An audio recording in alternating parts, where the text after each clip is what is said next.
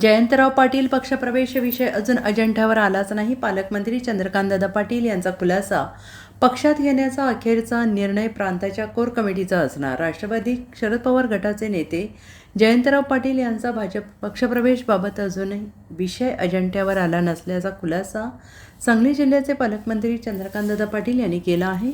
जयंतराव पाटील यांनी महाराष्ट्र राज्याचे मुख्यमंत्री देवेंद्र फडणवीस यांची मध्यरात्री भेट घेतल्याने जयंतराव पाटील हे भाजपमध्ये पक्षप्रवेश करणार का या चर्चेला उधाण आलेलं आहे. आज प्रसारमाध्यमांनी चंद्रकांतदादा पाटील यांना या भेटीबाबत विचारल्यानंतर अद्याप भाजपच्या प्रांताच्या कोर कमिटीसमोर हा प्रस्ताव अजेंड्यावर आलेला नसल्याचे त्यांनी म्हटलं आहे.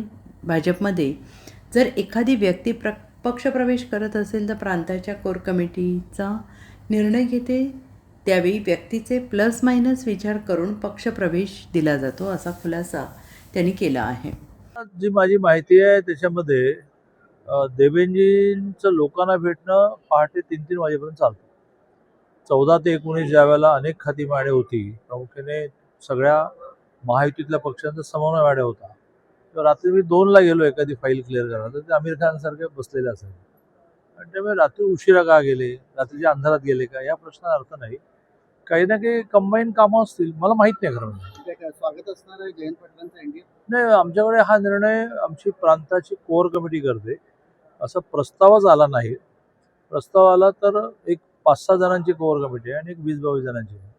त्या कोर कमिटीसमोर हा विषय येतो की यांना घ्यायचं का, यांना घ्यायचे प्लस काय आणि मायनसेस काय, असा अजून काही विषय अजेंडावर आलाच नाही. मंत्रिमंडळ विस्तारात होईल असं सांगितलं जातं. मंत्रिमंडळ विस्ताराच्या चर्चा ह्या कुठल्याही राज्यामध्ये आणि कुठल्याही देशामध्ये सातत्याने चालू असतात. नवे चेहरे नाही, मुळात रिशफलिंग व्हायचंय की नाही हाच महत्त्वाचा मुद्दा आहे.